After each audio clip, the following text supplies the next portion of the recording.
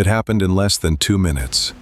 A black Audi glided to a stop outside a luxury jeweler in Cannes, France. Inside, tourists admired necklaces worth more than most homes. Then, glass exploded. 3 men in wigs and tuxedos burst through the doors.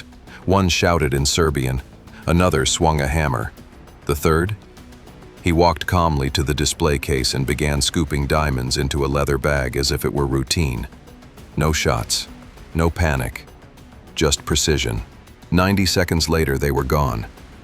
When police reviewed the footage, they couldn't believe what they saw. It wasn't chaos, it was choreography. And this was no ordinary gang. They called themselves the Pink Panthers.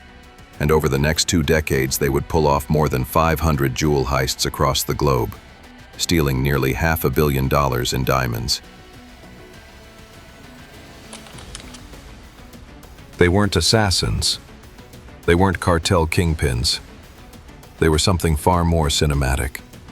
Interpol once described them as a network of loosely connected cells operating like a Hollywood script. The world saw them as the James Bonds of organized crime, elegant, disciplined, and impossibly elusive. But beneath the glamour was something darker. A generation of men forged in war, who turned their discipline and survival instincts toward something else: diamonds. The Pink Panthers weren't a single organization. They were an idea, a brotherhood bound by loyalty, precision, and an obsession with beauty. Their story begins in the ashes of Yugoslavia. The 1990s Balkan Wars tore families apart. Soldiers became refugees. Cities burned. When the guns fell silent, thousands of trained men were left with nothing.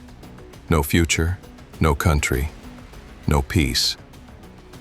Some of them had specialized skills: surveillance, tactics, infiltration, and a few realized those skills could be worth millions. By the late 90s, Serbian and Montenegrin ex-soldiers began appearing across Europe, in Geneva, Paris, Dubai, not as tourists, but as ghosts. And soon, diamond stores began to fall like dominoes. Each hit was cleaner, faster, more theatrical than the last. In Tokyo, 2004, 2 men disguised as women entered a Harry Winston boutique and vanished with over $30 million in jewels. In Dubai, 2007, they rammed 2 Audis straight through the glass doors of a shopping mall, stole $3.4 million, and escaped through traffic before police could blink. In Geneva, 2002, they hid a stolen diamond worth $500,000 inside a jar of face cream. A trick so audacious, police later named the gang after it, referencing the 1975 Pink Panther film. Unlike most criminal syndicates, the Pink Panthers avoided bloodshed. No unnecessary force, no dead bodies. Their weapon was timing, their armor, elegance. They studied store layouts, staff routines, getaway routes. One heist in Saint-Tropez was executed during a festival when police presence was already stretched thin. Another in London was timed with a passing parade, drowning out alarm sounds. Witnesses described them as polite.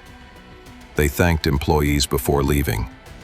In one case, they even handed a frightened customer a glass of water. It wasn't cruelty that drove them. It was control. They embodied a strange paradox: men of war, chasing beauty, stealing the world's rarest symbols of wealth not out of greed, but mastery. Interpol began connecting the dots. The same tactics, the same efficiency. A string of robberies across 35 countries, totaling over $500 million. But here's the twist. There was no single leader, no headquarters, no boss issuing orders. The Pink Panthers operated like a network of ghosts, small cells that communicated through coded signals, family ties, and trust forged in war. They didn't use social media. They didn't brag.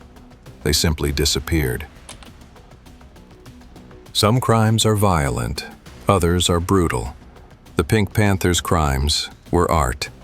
Let's walk through 3 of their most famous. 1. The Con Carlton Heist, 2013. It was a quiet summer morning at the Carlton Intercontinental Hotel, the same one where To Catch a Thief was filmed. Inside, an exhibition displayed over $136 million worth of diamonds. A man wearing a simple cap walked in. No mask, no disguise. He pulled a gun, moved with calm precision, and collected the jewels in a briefcase. The entire operation lasted less than 1 minute. He walked out as security froze in disbelief. To this day, not a single piece of jewelry from that heist has ever been recovered. 2. The Dubai Mall Smash and Grab, 2007. They came at dawn. 4 men dressed in black driving 2 Audis. They smashed through the front doors of the Wafi City Mall like a movie stunt, straight into the jewelry store. They knew exactly which cases to break. They ignored cheap stones and went for pure diamonds. Within 60 seconds, they were gone. Police later found one of the getaway cars burned to ash in the desert. The other? Never found. 3. The Tokyo Harry Winston Heist, 2004. Christmas lights shimmered on Tokyo's Ginza district. 4 people entered a high-end jewelry store, elegantly dressed. 2 in dresses, heels, and wigs. Security assumed they were wealthy clients. Then the guns came out. They moved fast. No shouting, no hesitation. In 6 minutes, they escaped with $30 million in jewels. The store staff were so stunned that one later told investigators, "It was like watching a scene from a movie." By 2010, Interpol had had enough. They created Project Pink Panther, an international task force dedicated solely to tracking them. But chasing the Panthers was like chasing smoke. They didn't use credit cards or traceable phones. They used coded messages, burner cars, and safe houses scattered across the Balkans, Greece, and the Middle East. And they had one advantage police couldn't match: loyalty born from war. When caught, they rarely talked.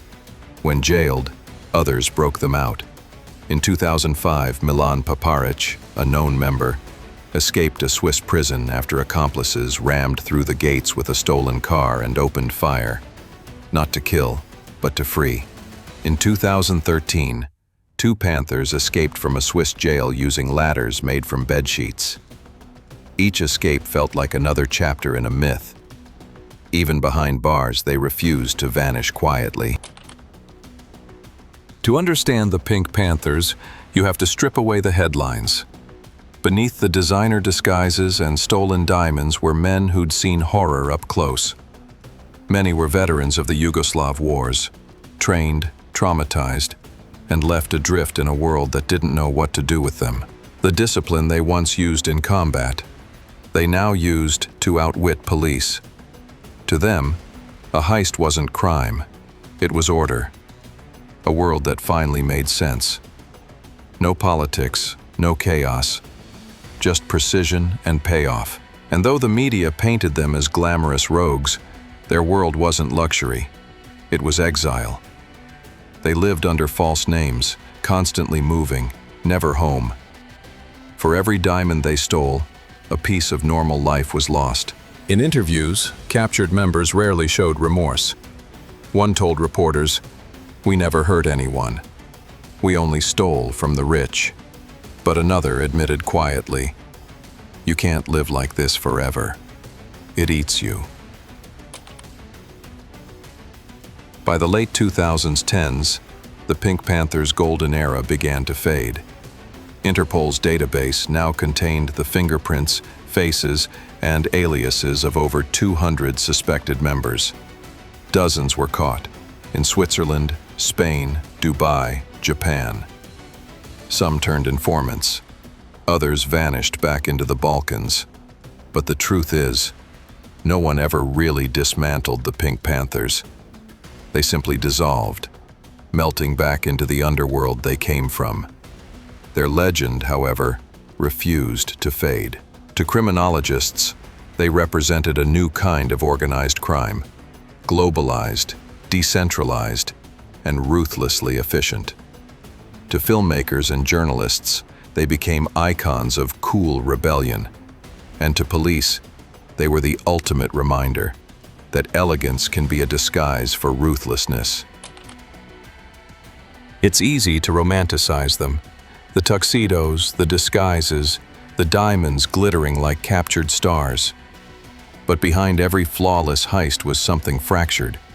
Men born in chaos, chasing control, stealing symbols of perfection in a world that had taken theirs away. Maybe that's why their story lingers, because the Pink Panthers weren't just thieves, they were reflections. Reflections of a world obsessed with wealth and image, a mirror held up to the illusion of glamour itself. When the glass shattered and the diamonds spilled across the floor, maybe what they really stole wasn't jewels. Maybe it was the illusion that beauty is ever safe. They came from war. They stole from the world's elite. And then, just like the shimmer of a diamond in sunlight, they disappeared.